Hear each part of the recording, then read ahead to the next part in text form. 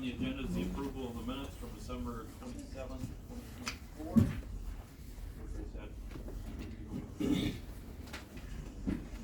Motion by Alex, second by Kathy to minutes. Any more discussion? Not all those in favor of the minutes from December 27th, 2024, say aye. Aye. Opposed, say no. Motion carries. Next on the agenda is public comment, limited to 3 minutes per person. I will be tight on that 3 minutes per person.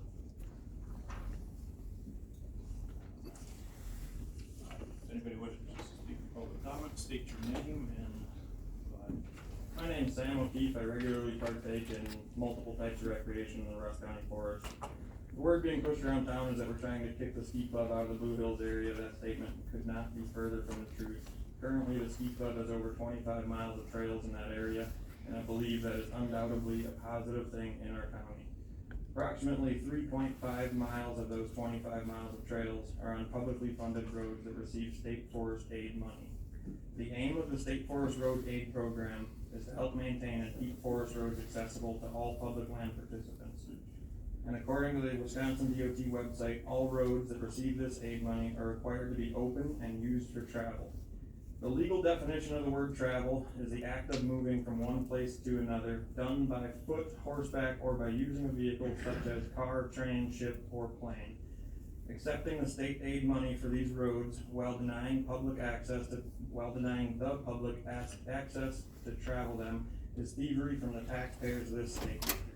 Furthermore, at one of the recent forestry or ad hoc committee meetings that I attended, the leader of the ski club alerted us that his club participants pay him a $100 annual family subscription plus $10 per day per person that they use these trails.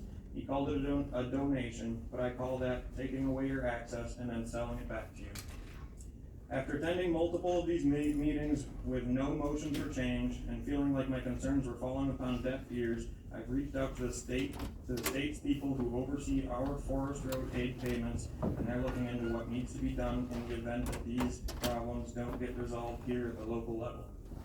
The fact that these roads have been being misused for as long as they have is no justification for us to continue in doing so. I believe it's time that we give access to the Rusk County Forest back to the people, even if it means that the exclusive ski trail system is reduced to 21 or 22 miles.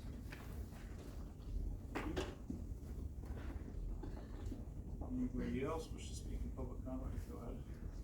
My name is Gary Surplus. I'm Vice President of the Blue Hills Trails Association. I've heard through the grapevine that the Trails Committee will be presenting a proposal today to open John Street Road to shared use of ATVs, UTVs, and snowmobiles through the winter months. As the agenda is not transparent about topics, it's difficult to know. At any rate, since this is my only opportunity to comment before the fact, I'd like to address that possibility. John Street Road has been the backbone of the Blue Hills Trail System since its inception in 1987. 5 trails key off that road. It's the base of the core loop. It's the place where beginning skiers learn how to ski. Without it, the non-motorized Blue Hills Trail will be gutted. Shared route use will result in fewer people coming to use the trail system and likely increase our cost to maintain it for skiing. The trail system is funded mostly with money donated by users. Fewer users will mean fewer donations. Fewer donations will make financing the maintenance and grooming costs difficult. This proposal passes along with opening Excelsior Road to motorized vehicles year-round. We will need to assess whether maintaining the remainder of the non-motorized trail is even viable. My guess is that it would not be. The committee will need to assess whether the additional ATVers, UTVers, and snowmobilers that will come to Rusk County because John Creek Road is now open is more valuable than the estimated 500 to 1,000 non-members, along with 130 families and individual members who visit that motorized trailhead each year. This committee will need to assess whether the additional ATVers, UTVers, and snowmobilers that will come to Rusk County because John Creek Road is now open is more valuable than the $5,000 to $10,000 per year, depending on snow conditions. Non-employee compensation PhD pays its groomers, which happen to be Rusk County residents, to groom the non-motorized trails for skiing. Closing those trails will eliminate that earning opportunity for those residents. Thank you. Thank you.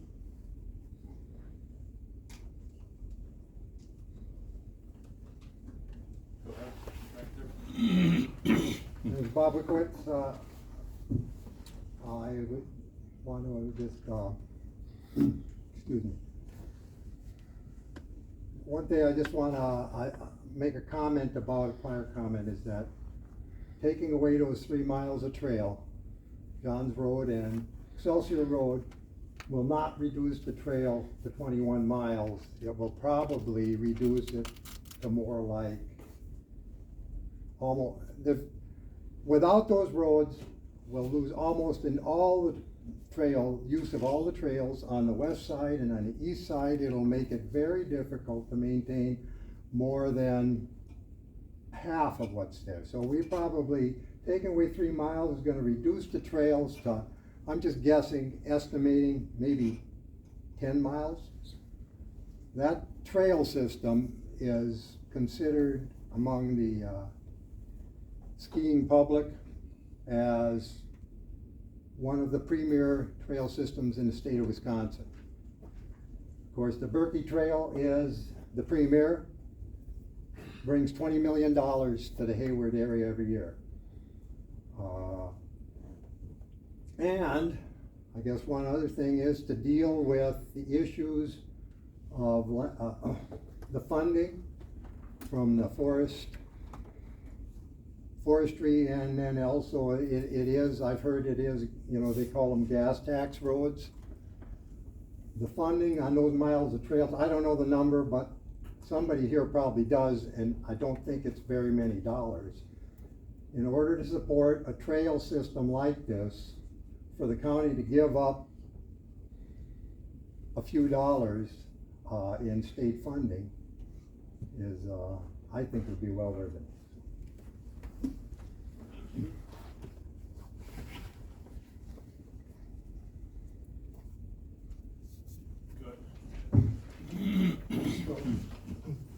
My name is John Waldron. I'm the president of Blue Hills Trails Association. Many times before and talked. This is a map of the ATV routes in West County. We've all seen this map, I know. All the blue lines are ATV routes.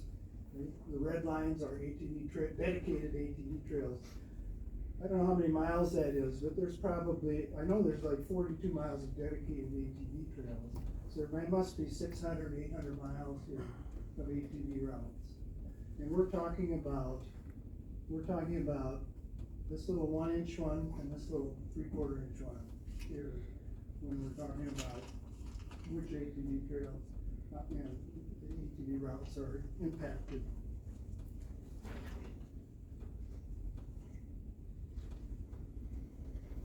Yesterday we were informed about an action item today. I'm not quite sure whether it's item 1 or item 12 on your agenda. But going back to the Public Trails Committee meeting, we were alarmed to see in the recent minutes that they had made 2 recommendations. One affecting Excelsior Road, which is what we've been talking about for months and months and months here, and would say that all vehicles may use that beginning May 1st. The second item that came out of Public Trails Committee was more alarming because it's about Johns Creek Road, and it said that effective 3 weeks ago, that snowmobiles, ATVs, and UTVs would have access to that road. Period. That was a big change, and it was done with little or no input from us. We were not asked to attend the Public Trails Committee when that was brought forward, and it was much to our surprise, and we learned about it yesterday morning. As mentioned before, the Johns Creek Road is the heart and soul of the Blue Hills Trail. It's been a key component of our core loop. It's where young people learn to ski, and it's open early in the year, even on, like this year, a low snow year. Now, Jay Welts, who we get along with okay, he's charming. He will undoubtedly want to say it, he only wants to share. And it is us that doesn't want to share. You were at your screen. Can you give me 1 more minute? I can give you 5 seconds to wrap it up. Let me just say that the skiers trying to share a trail with ATVs and UTVs is like sharing a garden with an elephant. Okay, you may be able to share it, but you won't like the results.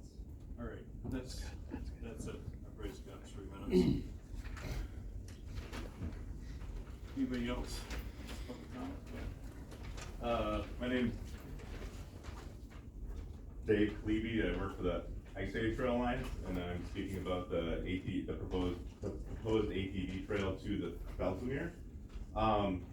As you know, that we're working on building a hiking path through that area, and we want to be able to coexist with all users. And so we ask that if the ATV route to the Felsamere gets approved, to make sure through that area that is staying on existing forest roads, and that there is barriers or something to prevent ATVs from going closer to the more sensitive areas around the Felsamere, so we don't cause any disturbance on that area. So that's my comment.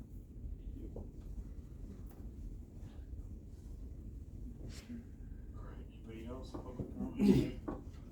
Name's Eric Reiner, been hunting out in the Blue Hills since the early 80s, actually back before the ski trails were there, and hunted with my dad. We back then used Excelsior Road and Johns Creek Road, and we slowly started losing access to it, to the ski trails. And I understand there's only, maybe they think it's just a small access point, but when you get in some of those blocks, if you're running a coyote or running something, that one little access block can get you to the point where you need to be to catch your dog or get ahead of the animal to do whatever you need to do. So therefore it is to our advantage to be able to have that, because I'm not going to carry skis on my truck to go ski down in there to get my dogs when there is tax dollars on that road for us to be able to use it. I guess I think it's we should be able to have that access, I guess, to be able to use that. I mean, that's all I have. Thank you. Anybody else? Corey Weesey, chapter coordinator for the Blue Hills Ice Age Trail Alliance. And I guess I want to go along with what Dave said. One, my wife and I were actually one of the few that we use the ATV trail. We use the hiking trail. In fact, the first time I ever went to the Felsamere was with Bob on ATV. So we can coexist. There's no reason we can't have both. They both work. Let's just try to respect distances between each other and keep ATVs off the hiking trails. And there's no reason to go on. So just make sure we do the correct things. Anybody else? Public comment? I was just gonna say that when I was hunting that out in the late 70s and the kids were small, and we started losing pieces of this to the ski club, we didn't have any input, and we didn't even have any knowledge that we were losing them roads until they were gone, because we weren't at these meetings, didn't know about it, so we lost access without knowledge of it also. That's it.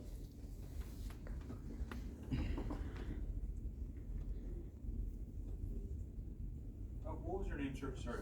Steve Greiner. Anybody else for public comment? Go ahead. My name's Dale Sprighton. Same thing with the access of Johns Creek Road and Excelsior. The trails they have are all accessible from their warming shack. They all migrate throughout the woods and all connect one way or another.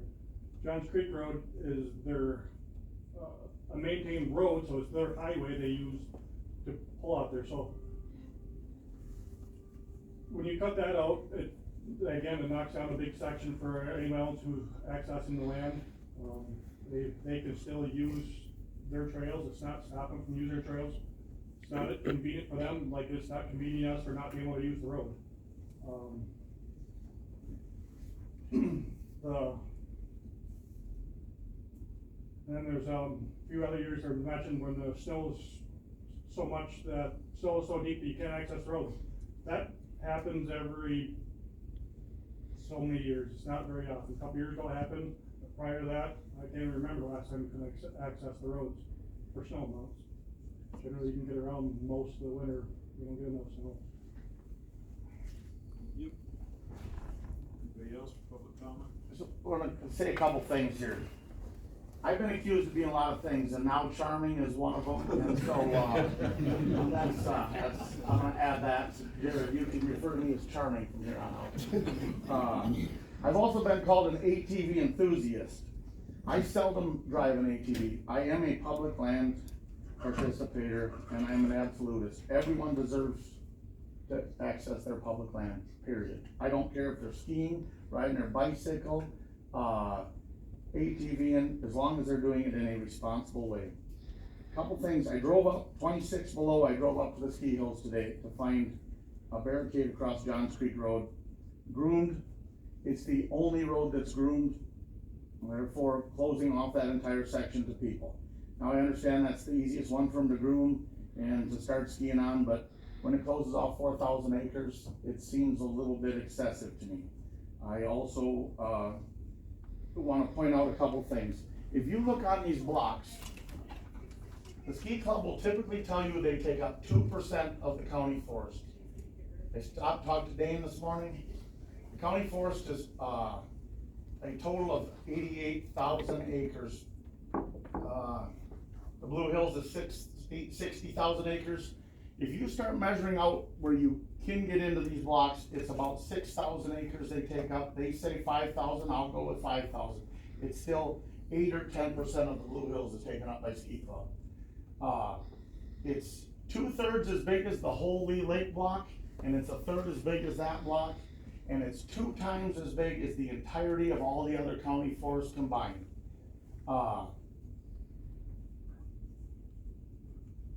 These guys don't wanna run the skiers out of there. They come every month before a meeting and ask for access to a road or two.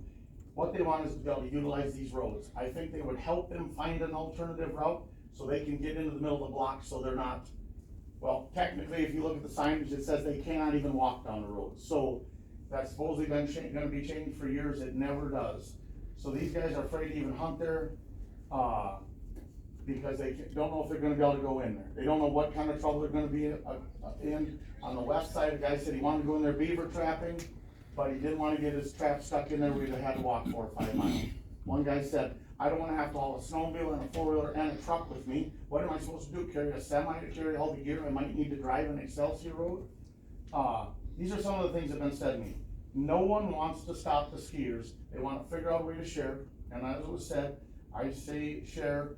It's, some people aren't able to share, but I think all these guys are, but they don't wanna have to carry multiple pieces of equipment with them to access the road. And I think most of them are willing to plow through a little snow to get there, but that's all I got for that.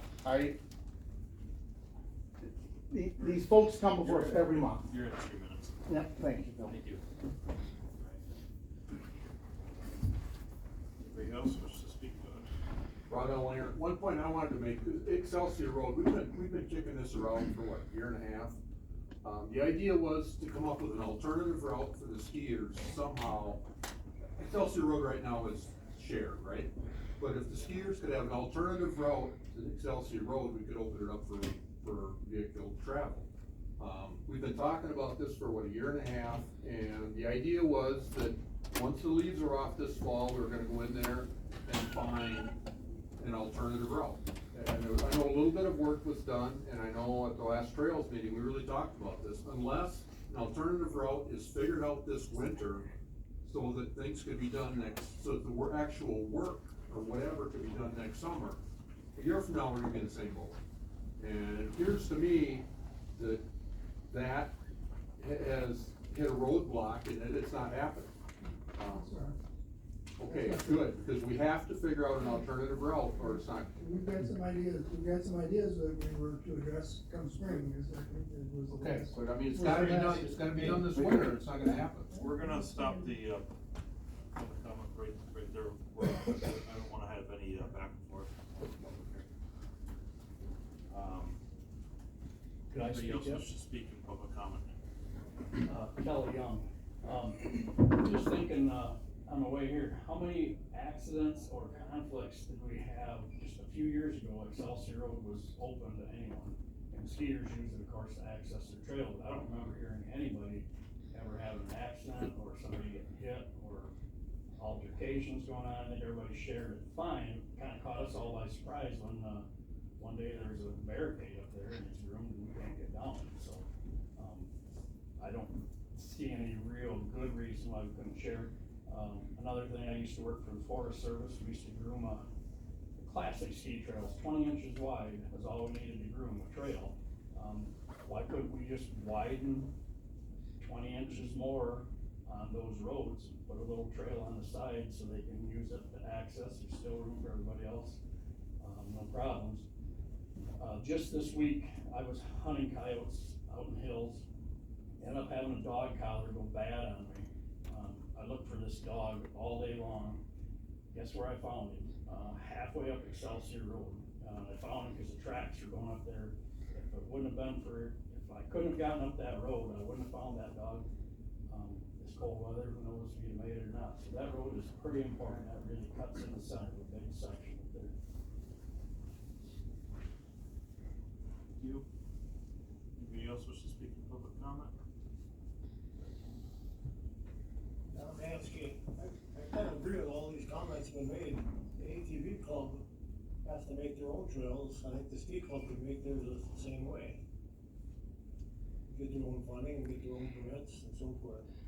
The other question is on this bridge. The toll has got a 4-ton limit on it. How did that happen?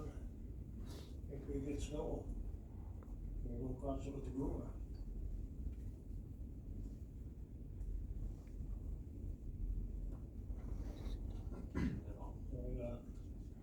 Thank you.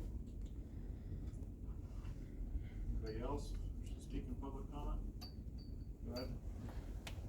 My name is Brooke Juliana. I hunt and use the public lands within the Blue Hills year round.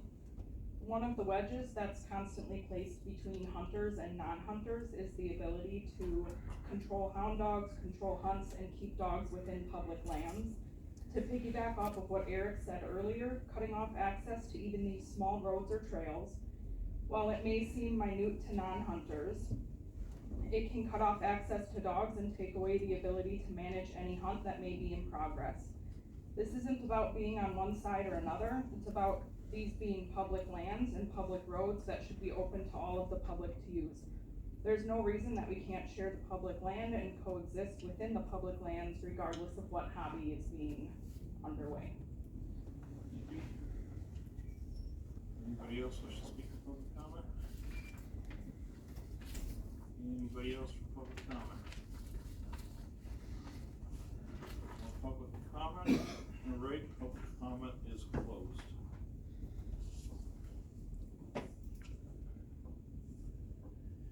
Okay, next on the agenda we have Art and Rec update. All right, camping is slow right now.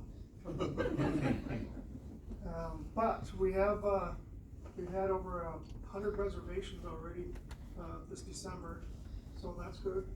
Actually, December is one of our better months for reservations, so we are making money and we're doing well that way. These are reservations for next year. This summer, correct? This summer. Yep. Yep. Snowmobile trails are not open yet, just don't have the snow out there to support that. So all the trails are closed at this time. Hopefully, I don't see snow in the forecast, but hopefully we get some. Probably need a pretty good dumping in order to get those trails open at this point. Lady Smith Snowmobile Club did brush the trail out to the proposed snowmobile bridge that's going over the Little Thornapple River. We've got excellent weather for freezing that down right now, so hopefully shortly we can get that bridge in. Like I said, it's perfect weather for freezing that, and it is a very wet location, so it definitely needs to be frozen down. Other than that, Jared and I are going to meet with Highway Department to go over our work plan this summer and make sure we get on their schedule, because we do have quite a bit of work for them. So we'll be doing that in the next couple weeks here. That's all right.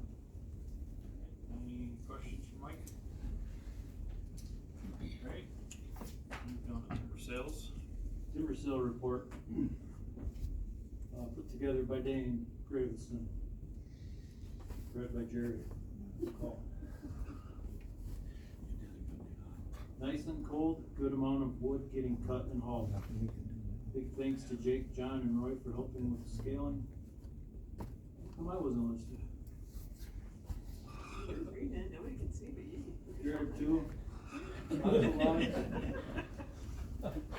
Lots of logs to be scaled out there. Jake and Roy are also working hard getting sales ready for the springtime and boundaries in for spring market.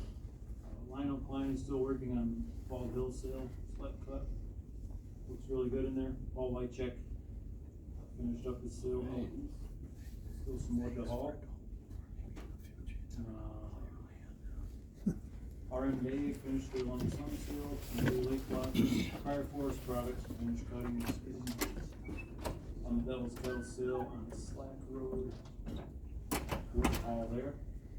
J&J Enterprises finished cutting and skidding on Coppa sale on the Lake Road. Wood to haul there. Ted Struck, select cut north of Surly Camp Road is under progress. Oak thinning on the north side of DeJong Road. Also working on that. We've done cutting and skidding on the Camel sale.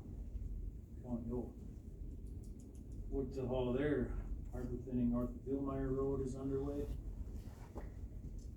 Some work on the Summertime Blues sale on Euchre Road. Overstore removal. We're also working on overstore removal out east off of North Bergstaff Road. Northwest Hardwoods left and moved back into the big sale north of Manette Road. Select cut and overstore removal in there. Joe Krejak is cutting that for Northwest Hardwoods. The crew that had finished the winter ground on Weirgore Road and moved out. They're planning to come back after oak wilt restrictions next summer if conditions allow. That was Dan Granica working on that one. That's what Dan has. Any questions? Alright, we can go again for the administrator report.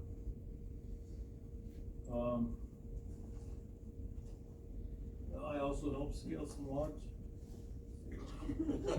Don't mention Dane anywhere. Feels good to scale logs again. There's a lot of them getting cut. So. Ashley and I had a call with Anu, the carbon credit company, Lindsay Welker, and Mingfei Young. Our first year approval by ACR is just about done. These credits have been for sale for almost a year already, but ACR is still working on officially issuing those credits, I guess. I thought that was already done last year, but I thought wrong. The buffer credits. Within the next 10 years. Yeah. Buffer credits that we need to make up for emergencies and whatnot were purchased at a much lower rate than anticipated, so this will be a cost savings on this project. Which will help our bottom line if we ever have one. A new sales team is now better understanding our project as well as other county forest projects. As I said last month, they had over $1 million sale with Iron County credits late in 2024. We are supposedly, we are on a priority list for sales and are currently in 2 RFPs that are ongoing. Interesting note, Alaskan projects and indigenous projects are hot sellers right now. But Q4 saw 3 or 4 first-time large sales for new projects. So that's a good sign. Hopefully things continue to go up. Currently, conservation credits are going for upper $12 to mid $13 range, of which our first reporting period has 135,863 of those. removal credits are more valuable, they're still around $26, $27 per credit. We have 125,751 of those, so supposedly still sitting on $4 to $5 million worth of credits from reporting period 1. If you remember, we are now close to halfway through reporting period 4, so if they ever start selling, it could be nice. Maybe we should consider like a cryptocurrency or something. Sorry, fishing. So there's new ACR program that incorporates dynamic baselining, which I don't really understand. But it'll increase the value 10 to 25%. So Anu is planning to enroll RP 3, 2, 3, and 4 into the new version. That won't be hard to sell. I hope not. For now, I think we'll just be happy to sell. Yeah, I would agree. ACR doesn't even have guidance out on how to go into that yet. That's supposed to be out at the end of January. That's no work for us, that's the news deal to do that. It's expected to be most beneficial for ownerships with a comprehensive land use plan like us.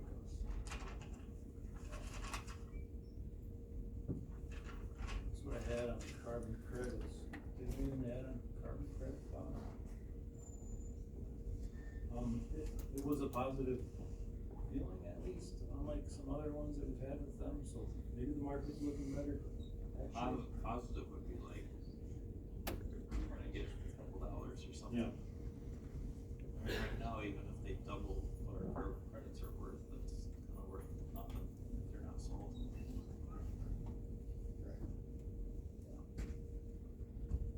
Been working with Steiger-Walt to finalize a contract for the snowmobile trail on Fund 8, Lake Nuco LLC, who is now the owner of Northwood JTP property. Rich asked for a change on that, and working on getting that in place, so hopefully that's in effect when we get some more snow. That affects 2 counties in the club, Ladysmith and Hawkins. I had a couple meetings about the Fellsmere and the Wigwar Bridge and other projects going on, some of which will be discussed today. Derek came to the office, I think the 2nd week of January. We ran a schedule for 2025 on our recon system. Came up with a couple thousand acres of timber stands to look at for potential timber sales to set up. So Derek and our guys split those up, and work continues on the county forest. Justin Cryer ended up buying 3 of our unsold timber sales.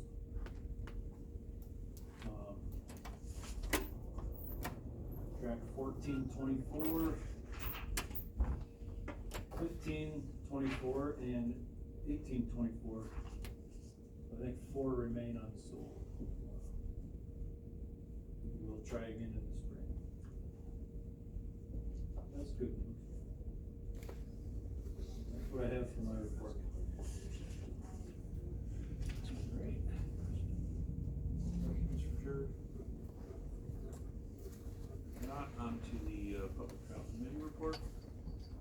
Well, as you can imagine, our time is, there's not a lot of inspections going out. We do have 2 requests, but we'll wait till, honestly, next summer to do those. Every month at our meeting, people come before us and we invite them. We don't care, if you got something you want us to look at, we're happy to look at it, and it's always the same 2 things for the last several months. Excelsior Road, and now recently they come up with Johns Creek Road. We would like some guidance from you guys, or at least some decisions if we could, so we could move that past us and get to some of this other stuff. And, cause, you know, they moved to get some solutions to this, where everyone can share that. So that's all I have. We don't have any trail recommendations because obviously the ground is frozen and everything's open for the most part right now, but, and I think we did not have a meeting for next month, so, we won't be meeting for another month after that, I guess, so. That's all I got. Thank you. Any questions for Jay? If not, down the trail recommendations, sound like you don't. Yeah, it's too full, yeah, they're all. Alright. 2024 annual forestry report. So this report, put together by, pretty much entirely by Heidi, thanks for her good work. This is for you guys' information type of a thing, and is a requirement in some way of, membership in the Wisconsin Water Forest Association. Parks and boat landings were maintained by the Forestry and Parks Department staff in 2024. Chosen Creek Shooting Range, also maintained. Chippewa River Recreation Area, including the fiscal, of course, was maintained. Current grant projects are valued at $1.5 million. Campgrounds and parks revenue, pretty basic chart there for you guys. You can see that we were down slightly from last year, but higher than 21 and 22. Fairly consistent across the board on that. We were looking more later, halfway through the year, but we had a strong fall with a warm, dry fall. We had lots of camping going on, much later than normal. Do you agree, Mike? Yes, it was. It's a good fall. Kept Mike busy. Gets in the way of timber marking wall. I got some of that there. Dispersed camping, it's always interesting to see the numbers there. We had a few more during deer season than last year, but less than 2021. A little lower on the rest of the year. Cross-country ski trail system was maintained by the Blue Hills Association, as usual. State-funded Russ County ATV trails, 32 currently in maintenance realm of things. 23-24 trail maintenance cost $34,854.64. Reimbursed by the state ATV funds, $33,200. State funded county snowmobile trails, 318.7 miles of snowmobile trails maintained by Russ County Snowmobile Club, 23-24 season. Although there wasn't much of a season.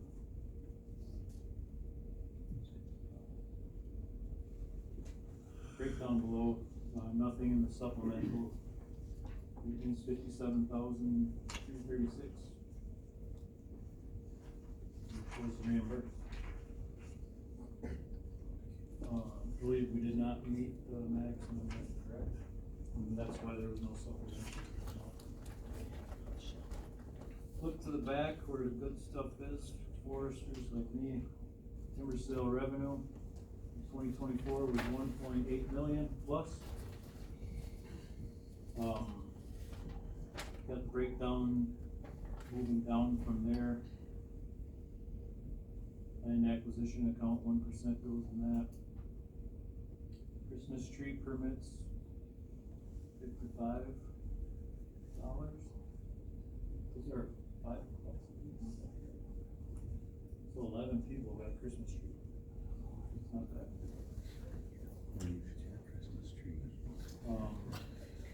A little more on the confiscated bonds. We had a couple sales that could not get completed, as you know. A couple more were in the process of confiscated bonds.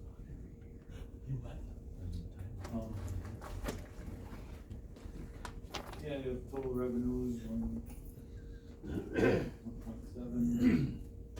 Levy reduction, the good part, 1.1 million, almost 1.2 million levy reduction. So resales sold in 2024, 27 of them valuing 1.277 million. It looks like, just looking at the revenue, so it's 2022. 2023 was a little bit worse than the revenue, and then 2024 was 800,000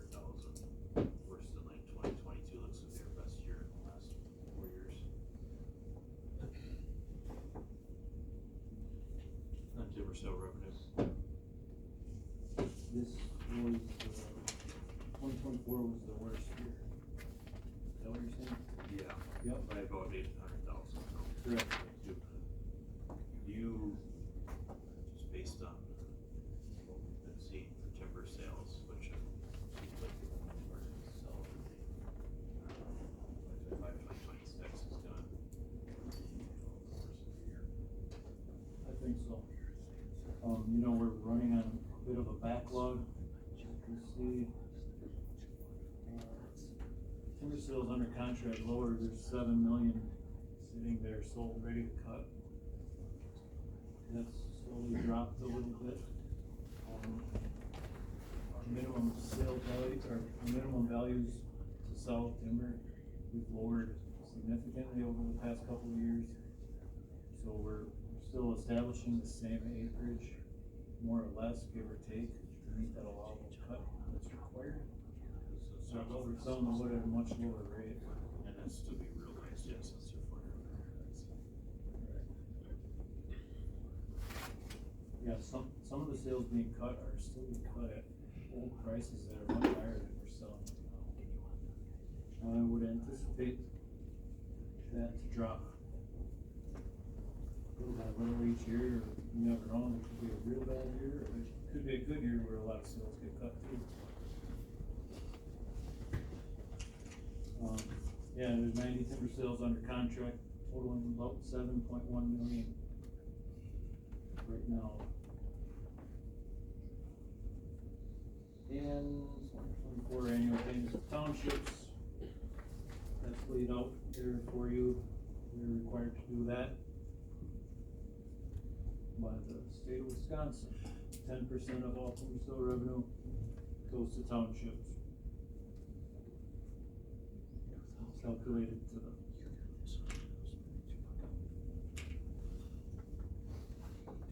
fourth decimal point percentage. Carbon credit. We completed the monitoring, and we also did the site visits on timber sale affected plots. Took our forester one day to visit those.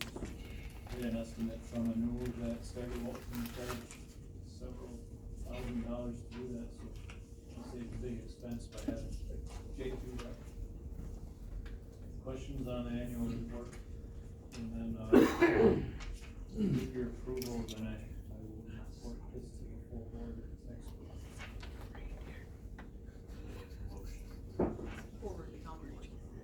Motion second by Alex. More discussion? Say aye. Opposed, say no. Motion carries. Okay, on to advertise for to hire a summer LTEs. So we're looking at hiring 2 summer LPEs. In the past, we had 3. You guys are aware with budget cuts. I decided to drop that to 2 with lots of discussion with Mike. So yeah, it's coming to advertise for summer LPEs. Usually we try to get college students that are looking at careers in natural resources.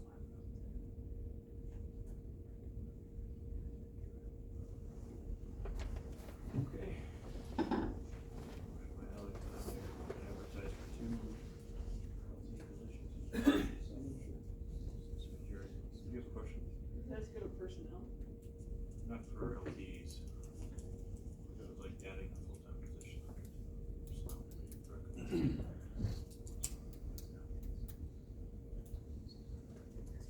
Alright, we got a motion and a second.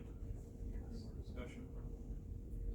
If not, all those in favor say aye. Any opposed say no. Motion carries. Okay. USDA F is beaver control by contract. So the Lucas, we've been contracting with them for several years to control nuisance beaver, all over the county forest. It's very helpful for protecting roads and protecting trees from being flooded out. Keeping roads and trails passable, protecting our resources.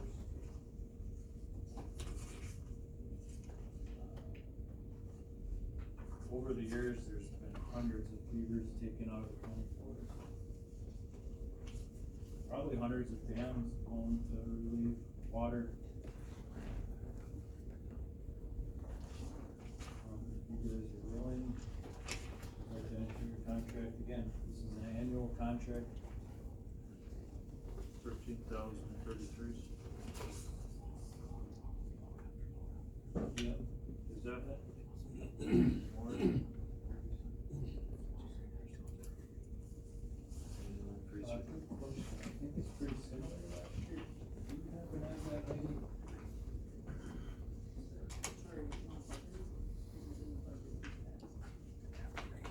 Yeah, we pulled this out.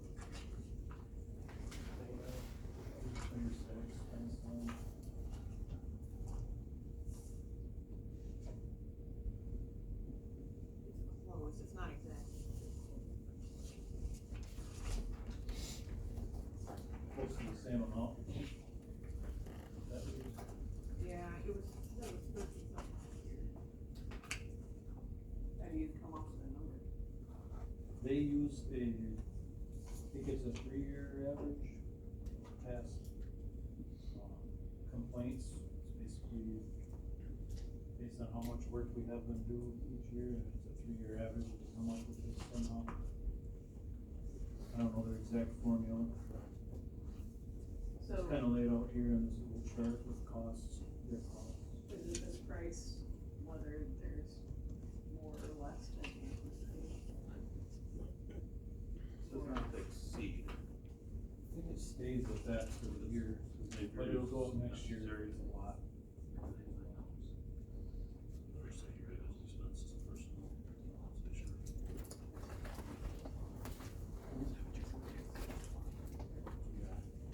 I would guess they still low based on their, compensation, so it should be less than this, it's probably usually just $100.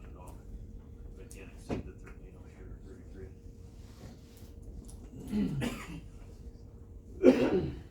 It's quarterly, that's what you'd like to do.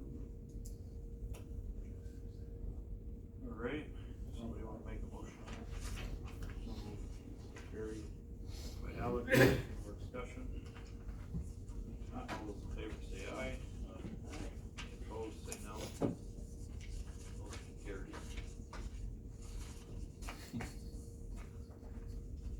Bond used to repair road and remark timber. So as you know, we confiscated a couple bonds last year. Potentially more today, or not today, this year. When timber sales are not completed, timber sales closed. Closeout road work is not done on those sales, so there's potentially some issues out there. I know there are some issues on off the North Berkstadt Road that I would like to address. And I guess I'm wondering if there's some support from you guys to pull some money out of the bonds to go towards that. Potentially towards some paint costs if we have to remark sales in order to get them resold. A lot of times the paint's still good and you don't have to remark. Sometimes the paint's faded and you have to redo it. Would this need to be for this finance? No, you guys have jurisdiction over this budget, so if you're okay using confiscated bond dollars for this purpose, just make a motion.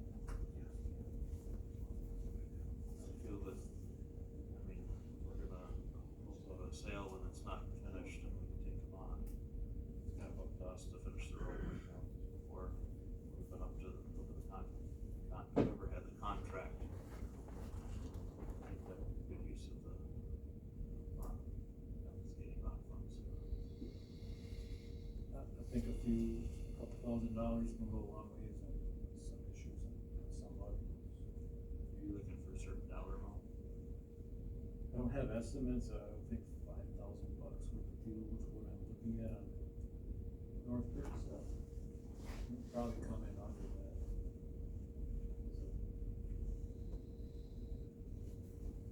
I'll make a motion not to exceed $5,000 in bond money to repair.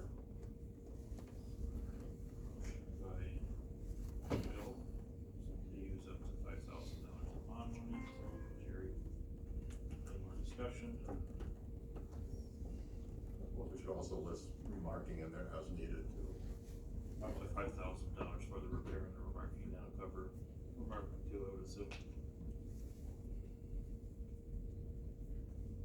Jared, Yeah.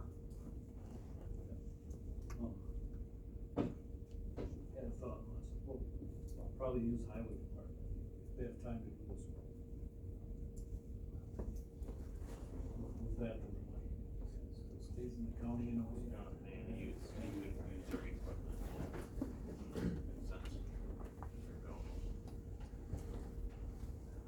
All right, any more discussion? If not, all those in favor say aye. Any opposed, say no. Motion carries.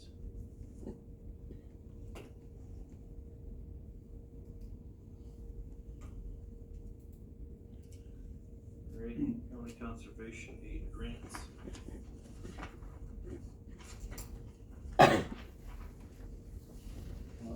This year, we're eligible for a 50/50 cost share grant from the state. Small project county conservation aids grants are total project value of about $5,000. This one, they ran out of money, but with returned unused funds, they have about 4,000 left over. I believe is what I was told by a wine bar.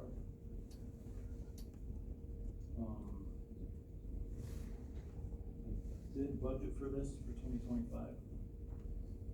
So, with your approval, I'll apply for a parking lot on Town Line Road near Barron County, which is kind of a main access to the Blue Hills from the Barron County side. Also near where the new ISH trails out run.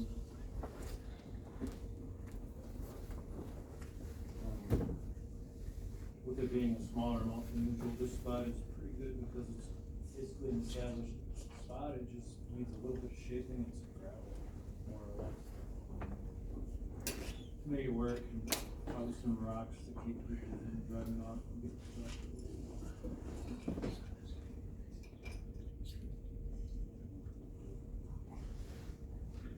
by Jerry, second by Alec. Any more discussion? None. All those in favor say aye. Opposed, say no. Carries. Josie Creek Clubhouse use for the Boy Scouts.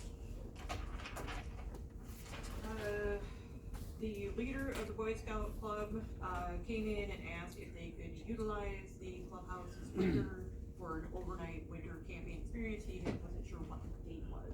Traditionally, we have donated that to them. He's just asking if we would be willing to do that again. So moved. Motion by Phil, second by Ally. Discussion. All those in favor say aye. Opposed, say no.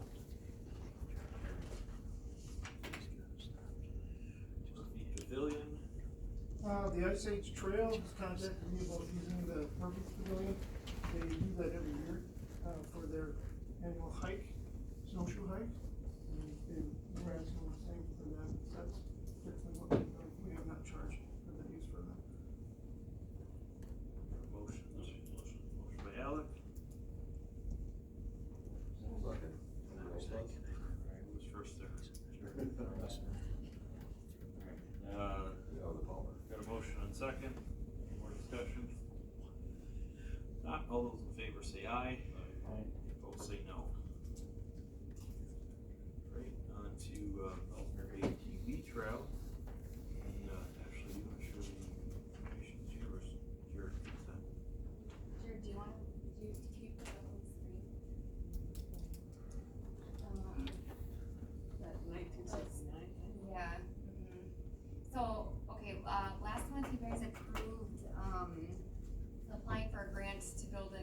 ATV trail back near where the Falls of Muir goes.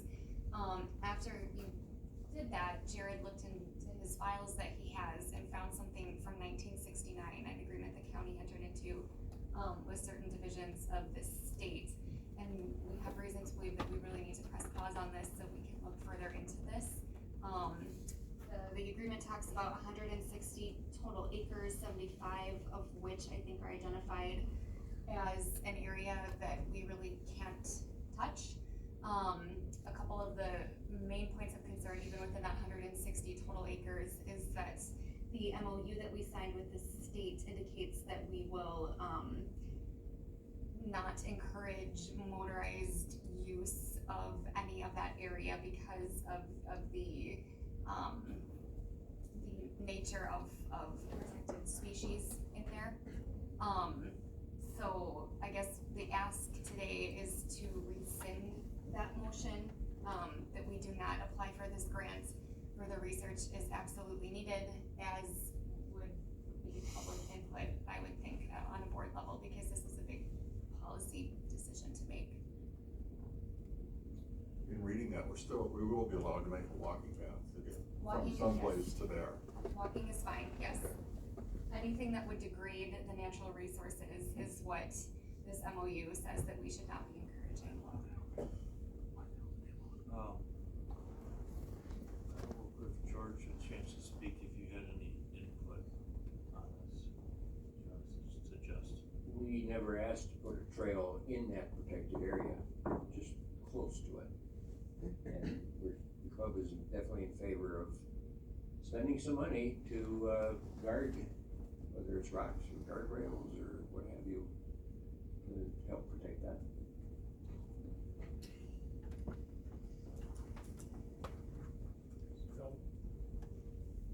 I'm just gonna have George is still on there right now on that one.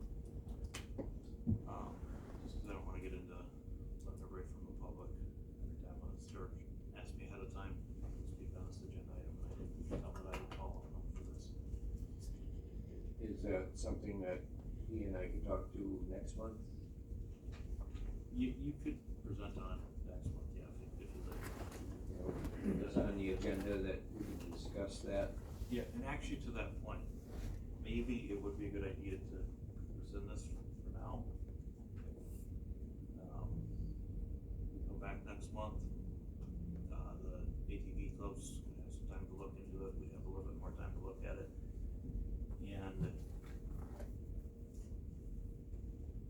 we may or may not make a decision next month, but, before we move ahead, I would strongly suggest that we really look into this, because once an area like that is ruined, or, if you make one mistake, if we don't have all our safeguards, and I totally believe that, you got some great ideas on how to keep people off, but, I think we should, if we're gonna move forward with this, we wanna really have that all planned out and mapped out before we would pursue that. Rescinding the motion means that it's pointless to do anything. If you leave the motion for now, as you had last month, passed it, will come spring when it warms up, we can look into all of this. You can always say no. But we planned on applying for a grant for this. But not this year. That was a 2026 grant application.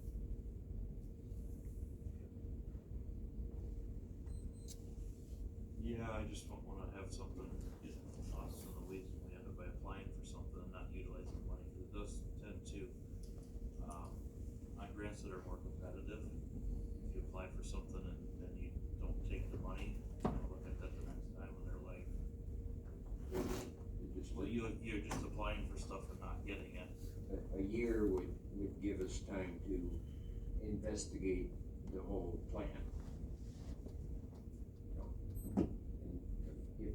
If there's a way to do it, you'd have to come back and say yes again.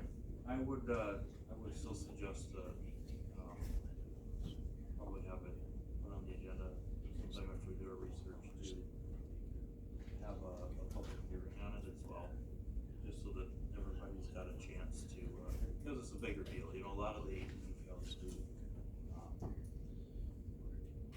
don't maybe affect other groups as much, whereas some people may don't like the idea. And some people might love the idea, but it'd give a chance. Whatever the committee thinks is the right way to go, I'm okay with that.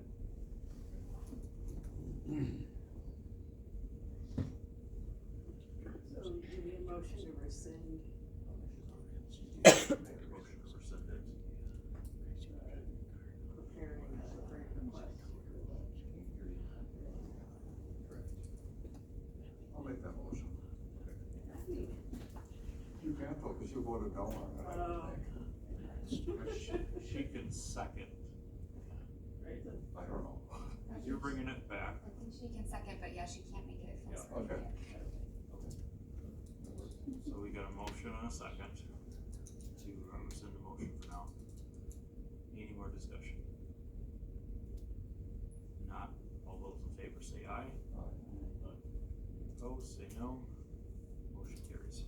And did you send that MOU to us? I think I sent it right before the meeting. Did you send it out? It was like an hour ago.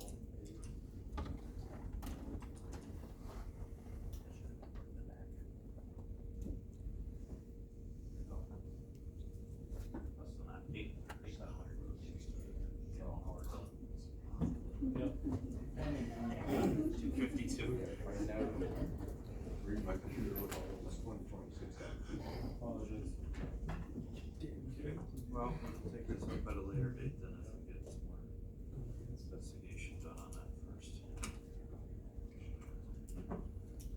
Alright, next on the agenda is forest truck radios.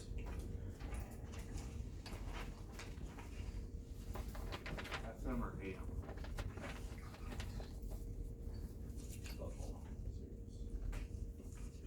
Heidi, was that in our packet? No.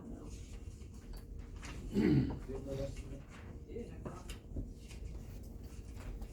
What did you want to do? That's just for your information, that's mentioned.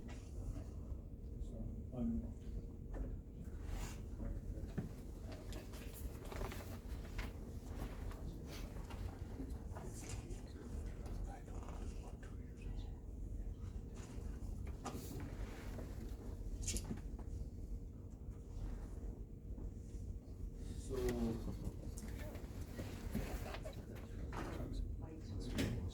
yes, that's on a shut here.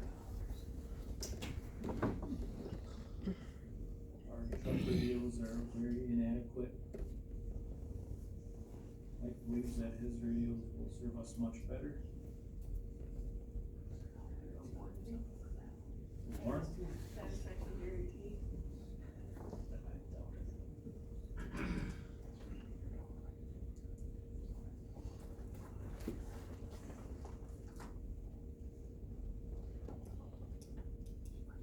So it's an estimate for $7,000. Upgrade the radio system. Can't read it from here, but if that's what it says at the bottom. $7,776.05. So the antennas and a lot of the wiring can be used on the radios that we have. All the radios for all the trucks, as well as the office. He has a tower on Meteor Hill, the repeater. He claims serves Blue Hills much better than what Rosbach has serving the Blue Hills.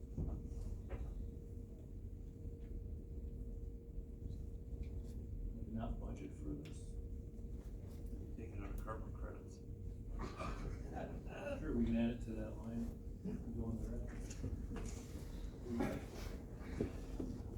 You know, I could use this. I mean, if I have a repeater and you have a repeater, I'm gonna say that no stuff. No. Did he like give references or? And you said you guys have problems there too, right? In some spots. I'm sure we'll go through. We've got like the state patrol people, radio people, service our radios, and so I'm not sure how that all works. There's one spot up in the hills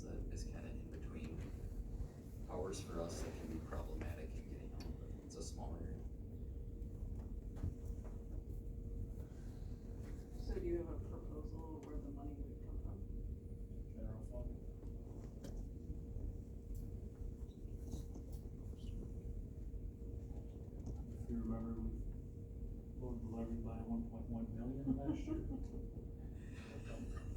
7 grand plus out of it. For our employees' safety, right now, if you're out there and you don't have below zero, you get stuck, or your truck breaks down, you don't have cell service, you're walking. You broke your leg, you're out. I do understand that. The only thought though is on this is, we don't necessarily know what's coming up. We're hoping it'll be better.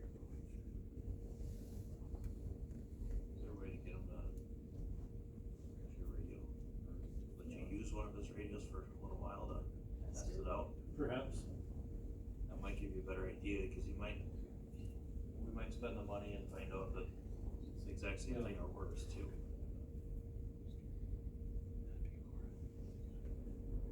Yeah, I'll reach out to him and see if that's one out, rent one for something that can cover my regular budget. Try. Probably require two of them, one for the office and one for a truck, to see if it's working. Administrative coordinator said she'd swipe some money from her budget in years too. All the copying money or something. Yeah. Copies. Alright, that kind of what we're thinking here, or somebody got a motion they I want? was just gonna ask him, did you run this past our radio person in the sheriff's department? So when I talked to them, they said there's really nothing they can do to help. If we wanted to get a radio system like theirs, it's gonna cost us the same amount as it costed them.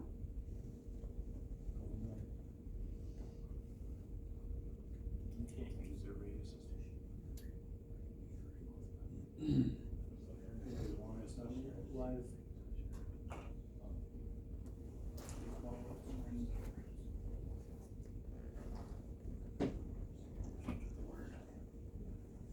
Dispatch right here.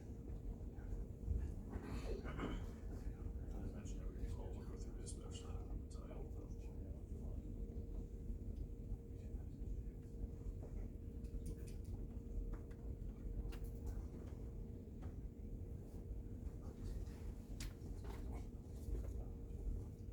Well, See if I can trust them all.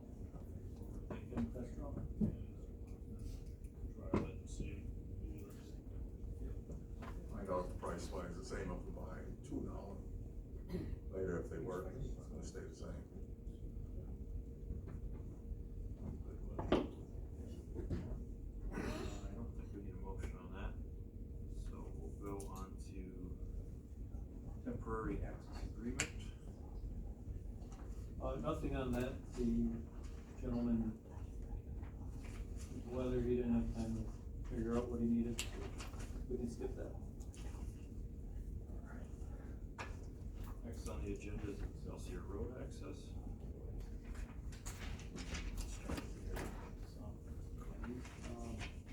So I've been asking multiple people within the community to put this on the agenda, to kind of go back over it. That's a hot topic. It's been a year and a half down the road. I'm not sure if it's blocked off to the public once it's groomed to foot traffic or anything, but I think it would be acceptable to share as best as we can, disrupting the trails if it's groomed already, foot traffic being allowed in. I feel like it's being more of a kindergarten kind of situation where it's back and forth, we're all adults, we should be able to share. So I guess I would just like to put on that, a few people, or see what they think. I know that we discussed it before. I think one of the bigger concerns was that not progress being made on it. I think that John Waldron from the Blue Hills Association has been working on a plan. So I would like to call on him and see his thoughts for a plan for. So for this year, we haven't groomed on the west side at all yet, because there's been enough snow. And so we did not put up the sign that says that this is a shared use road. I think trucks have been going up and down all winter long here.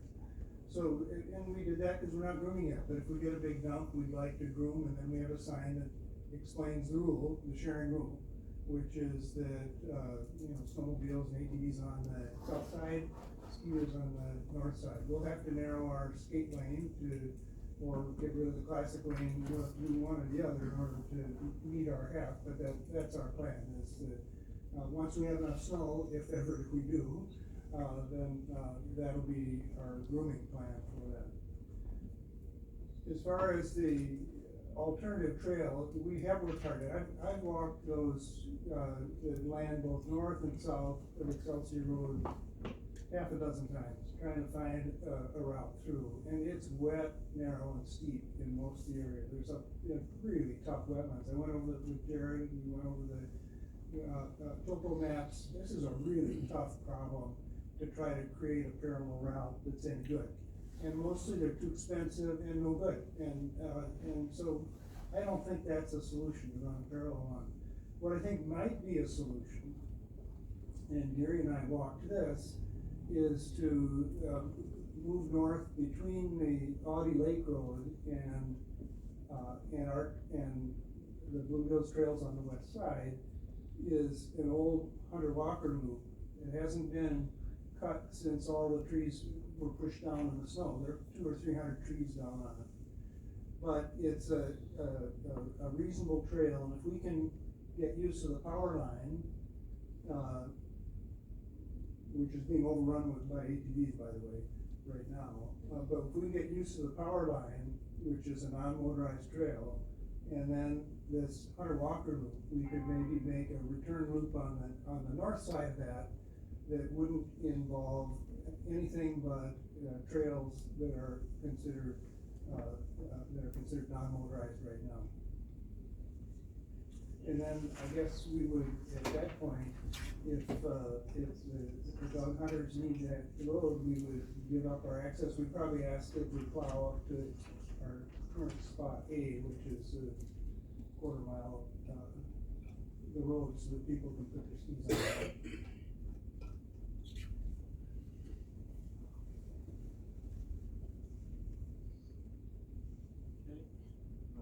Jay, do you have any thoughts from the ad hoc committee on that? I took my bicycle up there and rode on the west side. I personally rode for hours, didn't see nobody, didn't see a tire track, or didn't see a foot track. Right after deer season, so even during deer season, there was multiple trees still over the trails that I would have assumed were ready to be groomed, because I think it was December 3rd or 4th, and I think it's after December 5th, trying to find them an alternative route.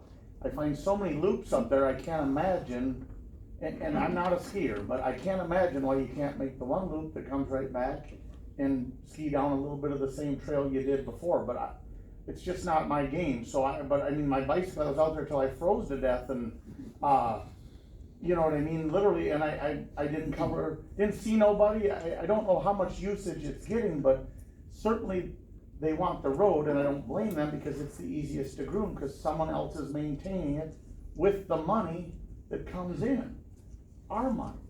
So, I mean, there's multiple loops on the north side. I don't know, I don't understand the whole, when you have 17 or 20 miles on the east side, and you got 7 or 8 or 10 miles on the west side. I don't know the exact numbers, but I just can't imagine they're overrun, that they can't share that. The people that I hear from every month on the road don't want to have to drag a snowmobile and a four-wheeler and this, because they don't know when the road's going to be open or closed. They want to be able to drive in there. Like right now, if you drive in there, it looks like the road is packed down with so much truck traffic. There's been people in there every day since the snow. And so I think these guys want to be able to use it with whatever vehicle they want to use it with. And sharing isn't ideal if you get run off on the side, but I think, like Dale said, there's most winters guys are going to drive in there all the way to the end without any trouble. What's your thoughts on the road that Al was talking about, potential for the? I looked at that actually just today on the map, and I asked Dane. It's funny, he said, because I didn't talk to him about that route, and I thought that our county was supposed to be maintaining these hunter walking trails every 3 years, and it hasn't been maintained in 20 or 30 years. it looks like to me. I mean, I don't know how many ATVs are on it right now, but I honestly don't care if they ski all over the whole forest. I mean, there's 100,000 acres, let them ski wherever they want, but wherever there's a drivable road, the people have to be able to drive on it. That's my look on it. You know, and be able to walk on those other trails if they wanna go in there. Grouse season just ended, deer season just ended. I know it's a little bit frustrating for them, but imagine the frustration of a guy who wants to go back in there deer hunting or beaver trapping or whatever he might wanna do, and he's closed out of 5,000 or 6,000 acres. At the whim of Mother Nature and someone dragging a barricade across.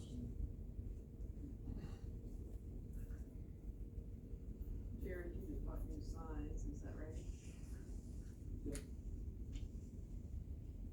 So, the county has bought signs to clarify the sharing. Right?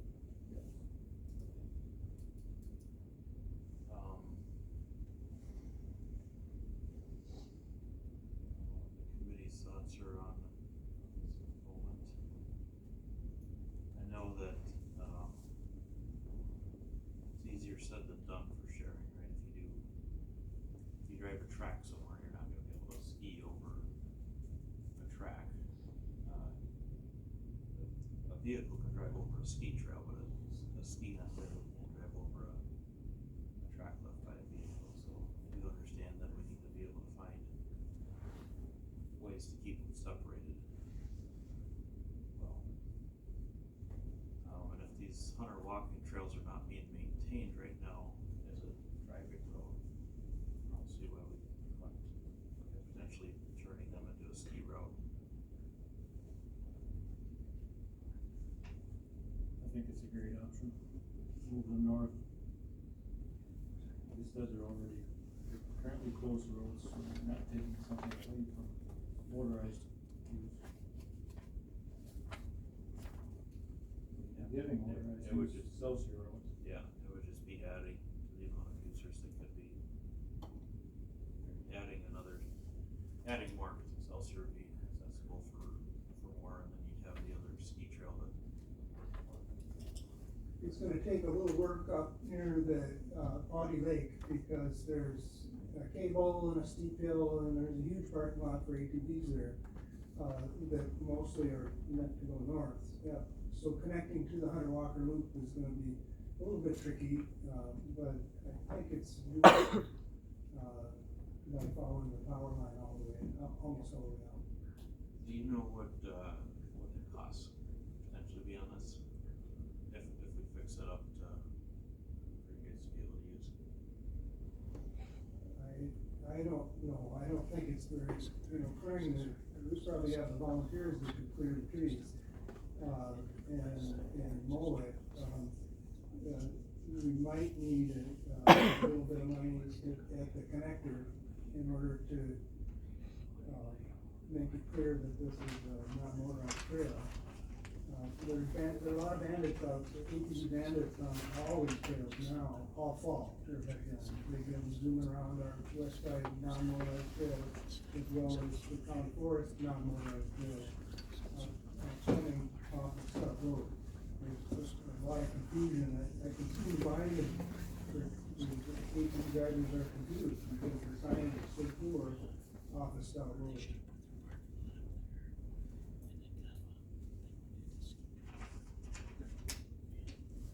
Can I ask something? The open trails cross that Hunter walking trail though, correct, in there, from Stout Road to Excelsior Road and up to, Yes, it does. The green routes, Yeah.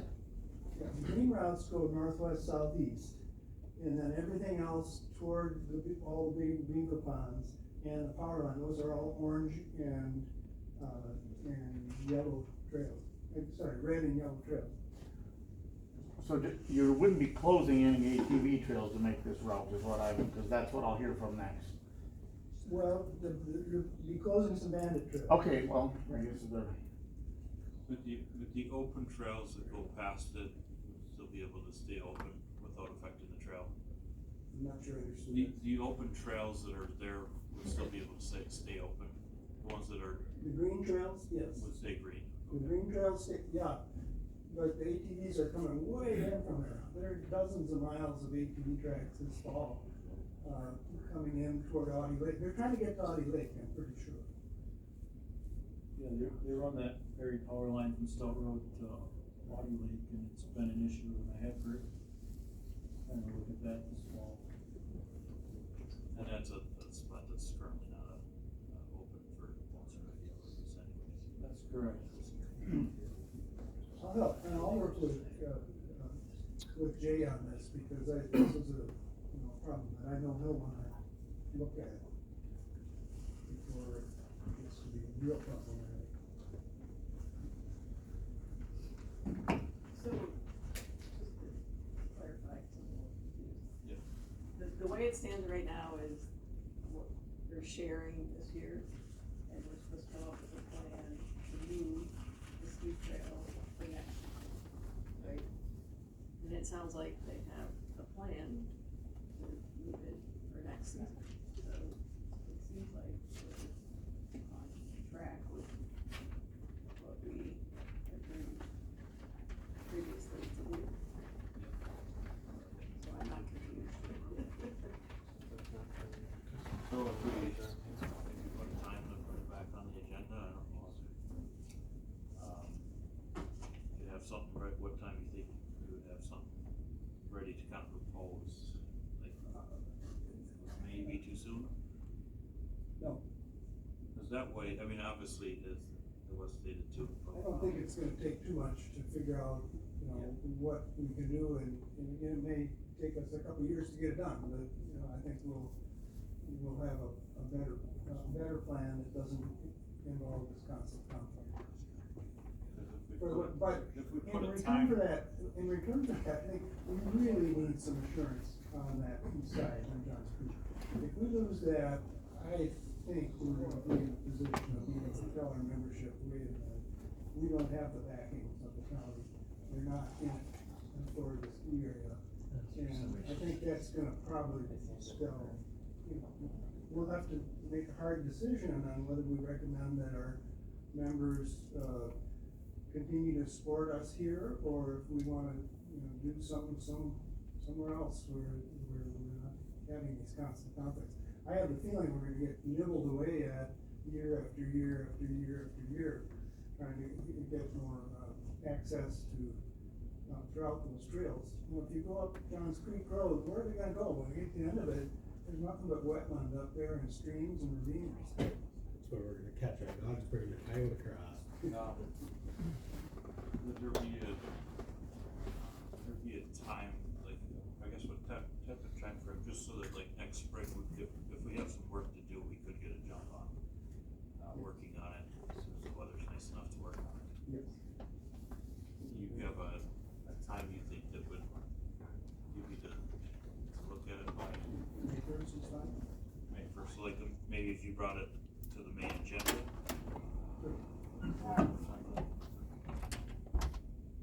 That's, everybody thinks about that, but I think that would give some time, because I'm sure, right now, I probably wanna walk out there and take a look at anything today, cause it's pretty cold. I'm not gonna be like Jay and take my bike out and let it blow. So, charming as he is. The first 15 minutes isn't bad. Yeah, walking trailers across the parking lot at work, it's basically freezing. Okay, well, unless anybody wants to, take action on something, I think that would be a good solution. We'll put it on the agenda in May. You shared, I guess, Can I ask, where do we stand on Johns Creek? Is this gonna be pushed forward again and again, or do we have some assurance that we can continue to use that trail, for skiing? There's currently nothing on our agenda about Johns Creek. There was a recommendation from the ad hoc committee, but we have not. But you did not. We have you did not move that forward. We have not taken any action on Johns Creek. Can you give us some kind of assurance so that we can continue to use this trail in the years forward? I just can't imagine continuing to invest our time and energy if we're gonna. I mean, we could put Johns Creek on a future agenda, future date.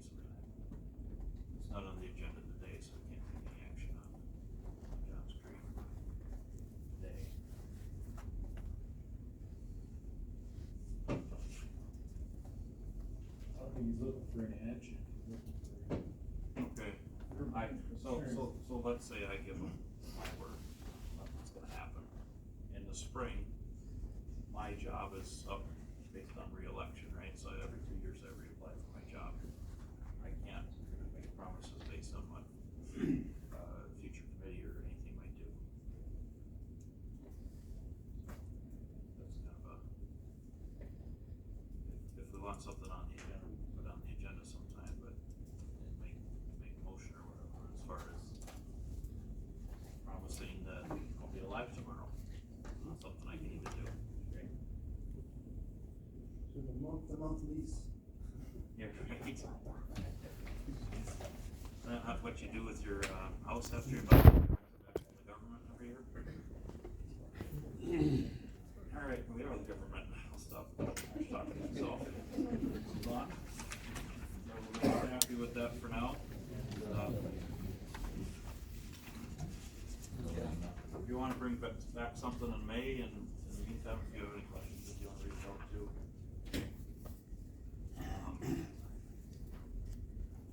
Well, as it stands, when they get enough snow, they will put the barricade up and it'll be shared with ATVs. As it stands, that will not change. Okay. If there's any other motions. Okay. And then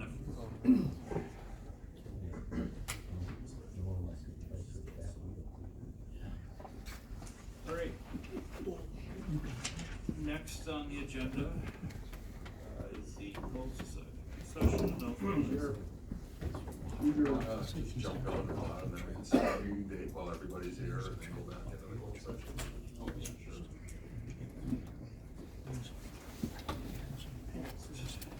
I see.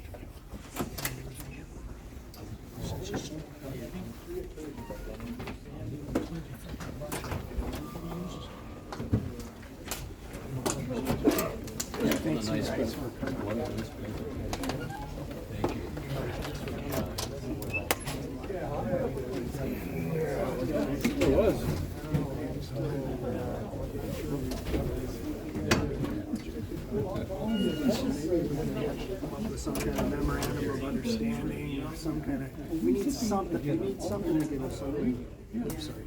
We should be able to get a share. All right, now there's.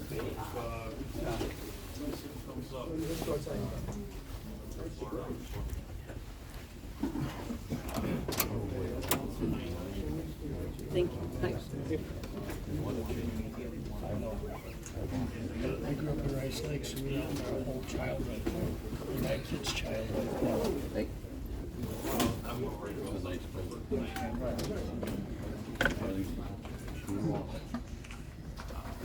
Schneider's. I need to make sure that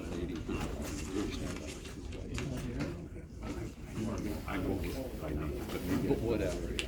But anyway. Alright. Session announced by Chair Uyghur ATV Bridge pursuant to Wisconsin statutes 19.85(1) Chair announced a closed session for conferring legal counsel for the governmental body who is rendering oral or written advice concerning the strategy to be adopted by the body with respect to litigation which it is or is likely to be the other. We have a motion to close session. Motion and a second. Alec? Yes. Jerry? Yes. As for myself, you're now in closed session.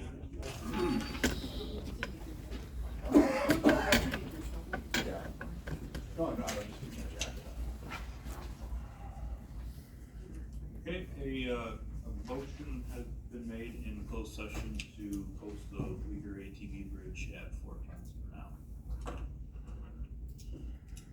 And on to the next agenda item, the county travel. Looks like the County Forest Association spring meeting in Marshfield. Are we still doing, how many people are we doing on that? Oh, Jerry's not back in here. He left. Oh, he left. Jerry left, he'll help it out. There you go. Spring meeting is very educational for foresters, to listen to usually. I'd like everyone to go, there's a good chance, 2 or 3 probably won't go, usually that's the case. Usually it's just 2 or 3 that end up going, like, for all of us.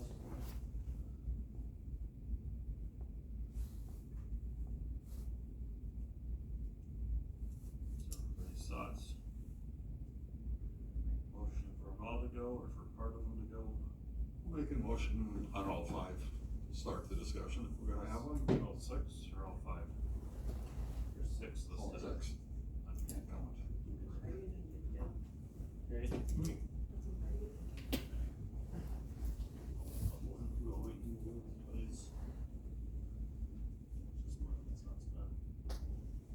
You have an estimate?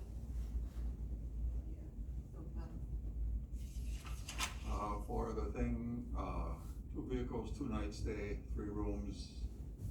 Registration is $750 total, meals $198, estimated lodging $600, miles 280, and the total is $1,828.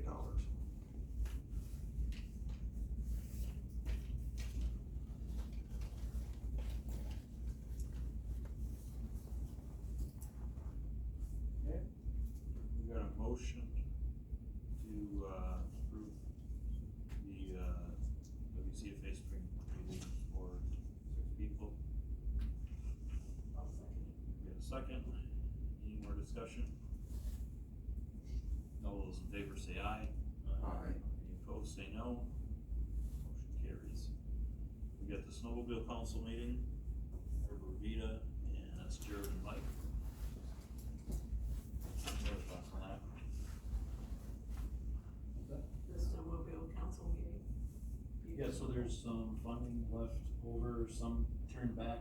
There's opportunity for some unfunded projects from the summer to be funded at this time. What do we have in there, Mike? We do have one snowmobile bridge, and then a reroute. Some of it, We can attend virtually, that's an option. Usually, it seems better if you're there at these funding meetings, when they have questions, people can prod you a little better. I don't think our projects rate high enough, they'll be even in consideration. Otherwise, I totally agree, if we thought they did, we should be there. In this case, probably not, but. Go virtual instead of this one. For virtual, there might be no expense then. That's correct. There won't be out of county travel, so I mean, Right. if everybody agrees with that, the motion will be necessary, but if somebody thinks that it'd be better in person, you could make a motion.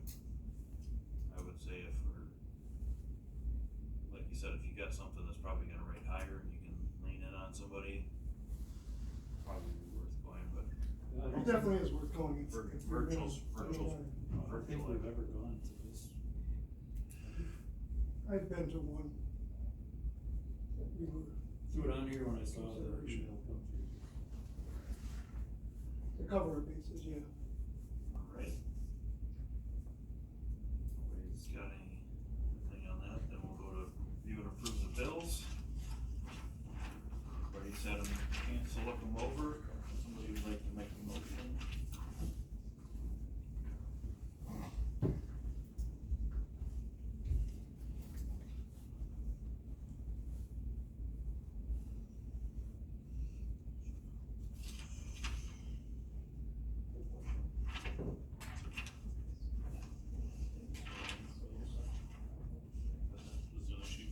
Yeah, it's only one sheet.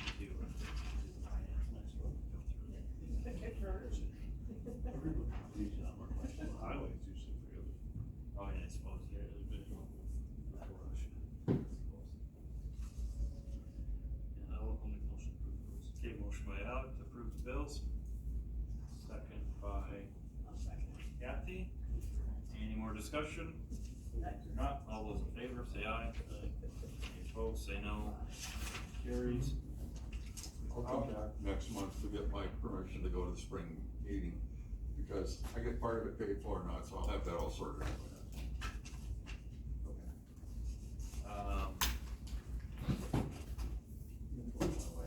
Motion to adjourn. Alec, motion to adjourn, in a second. Okay.